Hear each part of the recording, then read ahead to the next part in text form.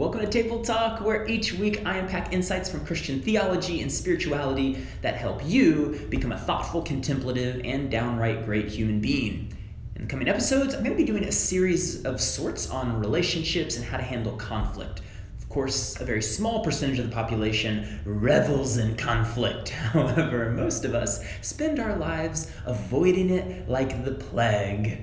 And of course, that's a huge mistake. So today, I'd like to give you 3 reasons that relational conflict is actually a good thing.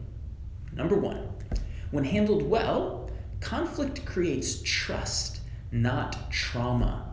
Now, we fear trauma, which is why we run from conflict, right? We don't want to hurt people's feelings, and we don't want to have our feelings hurt. So you ask, okay, well, how on earth can conflict create trust?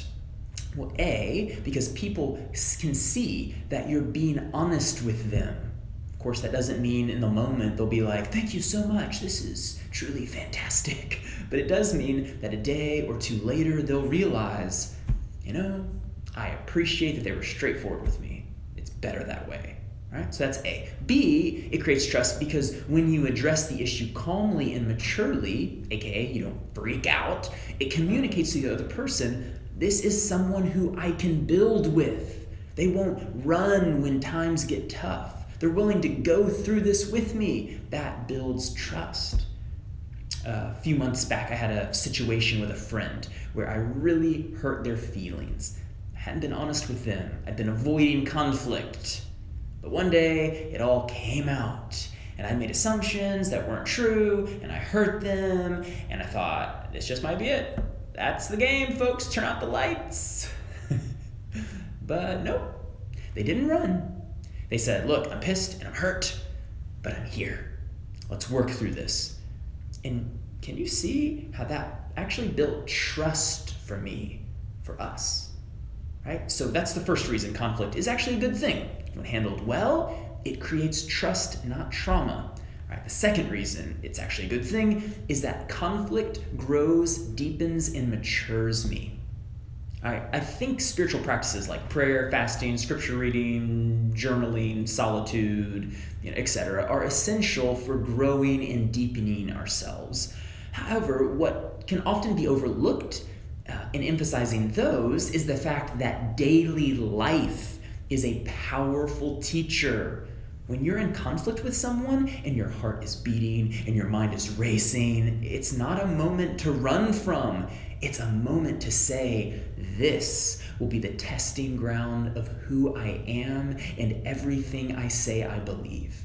God and life are trying to teach me something.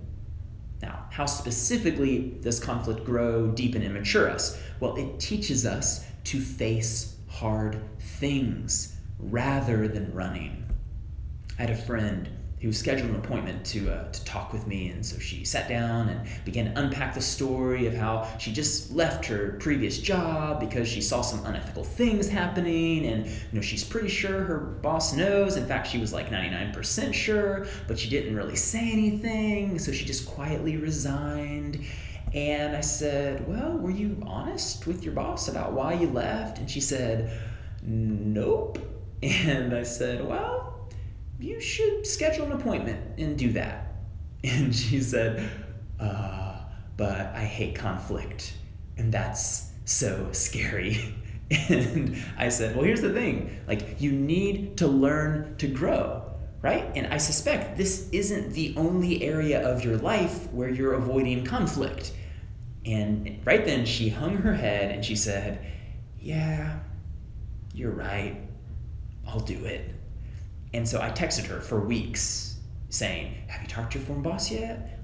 Have you talked to your boss yet? And finally she did. And afterwards she came to me and she said, thank you so much. I needed to grow in this area. See, conflict, it grows, it matures, it deepens us. All right. Third, conflict grows, deepens, and matures those around me. Right, as Proverbs 27 verse 6 says, faithful are the wounds of a friend, but the kisses of an enemy are deceitful. See, honest conflict is the wound of a friend. It's me inviting them to face themselves. It's me holding up a mirror, if only for a moment, so they can see themselves. And when viewed through this lens, conflict becomes a tremendous opportunity to deepen the relationship rather than a sign of its inevitable demise. So that's 3 reasons conflict is actually a good thing. Well, that's all for today. If you like this video, please click the like button and comment below. And if you know someone who could really use this content, go ahead and share it with them. Grace and peace.